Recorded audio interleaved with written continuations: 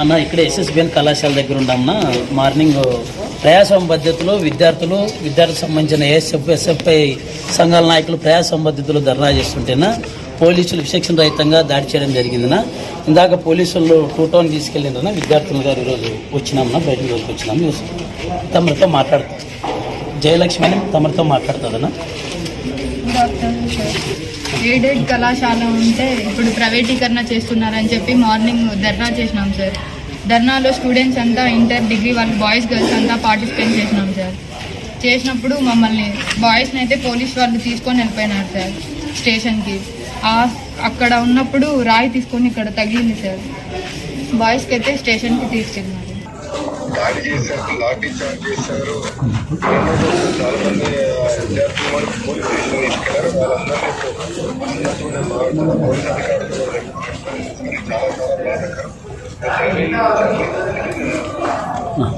హక్కుల కోసం పోరాడుతున్నారు. ఈ ప్రభుత్వం వ్యతిరేకంగా మీరు పోరాడుతున్నారు.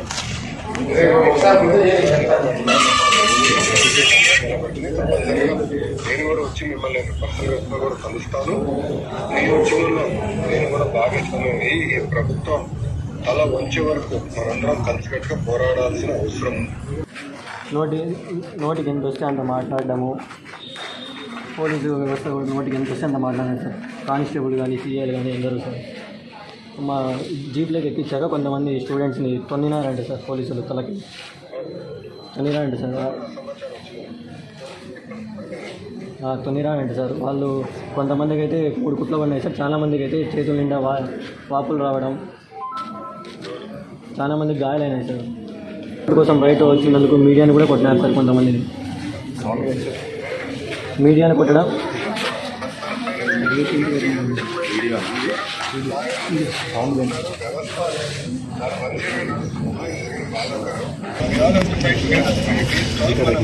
విద్యార్థులందరూ ముందర పోలీస్ స్టేషన్ బయటకు కోఆర్డినేట్ ఇద్దాం. తర్వాత అందరూ కూడా గ్రౌండ్ మనం మారుతాం. మీరందరూ జాగ్రత్తగా తీస్తాం. మీరు శాంతియుతంగా పోరాడుతున్నారు. ప్రజల తరఫున మీ తరఫున మీ హక్కుల కోసం మీరు పోరాడుతున్నారు. ఈ సమయంలో శాంతియుతంగా ధర్నా చేసే పైన చాలా చాలా బాధలు తీసుకోవాలి. మ్యాథ్స్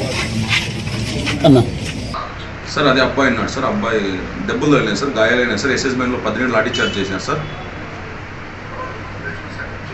అది సార్ అబ్బాయికి ఇస్తున్నా సార్. సార్ అబ్బాయితో మాట్లాడు సార్. నమస్తే సార్, నా పేరు అశోక్ సార్.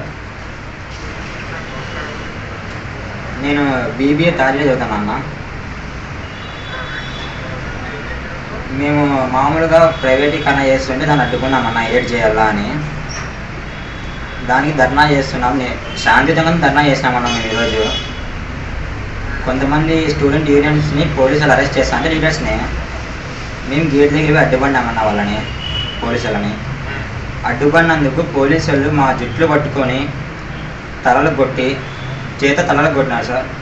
తర్వాత లాఠీ చార్జ్, అమ్మాయి మీద లాఠీ చార్జ్ చేసినారు. కాళ్ళకి దెబ్బలు తగిలిన అమ్మాయిలకి. తర్వాత మా స్టూడెంట్స్ ఇద్దరిని కనపడిన ఊరికి అట్లా ఎవరు దొరికితే వాళ్ళు వేసుకొని పోవాలా అని 2 అబ్బాయిలని అమాయకులను వేసుకొని వెళ్ళినాం స్టేషన్లోకి. వేసుకొని వెళ్ళినందుకు మేము మళ్ళీ ప్రొటెస్ట్ తెలిపినాం సార్. ఈడ కూర్చొని స్టేషన్ ఇది కాలేజ్ దగ్గర కూర్చొని మళ్ళీ ప్రొటెస్ట్ తెలిపినాము. ఇట్లా మా విద్యార్థులను ఊరికి తీసుకొని వెళ్ళి అరెస్ట్ చేస్తున్నారని మళ్ళీ ధర్నా చేసి కూర్చున్నాం సార్.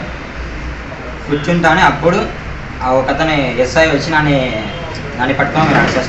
కార్లోకి వేసుకున్నాడు. కార్లోకి వేసి నన్ను తలకి 4-5 సార్లు కొట్టినాడు సార్. కార్లో కొట్టినారు సార్. కార్లోకి అట్లా వేసినారు. వేసిన వెంటనే 4-5 సార్లు తలకి కొట్టినారు సార్.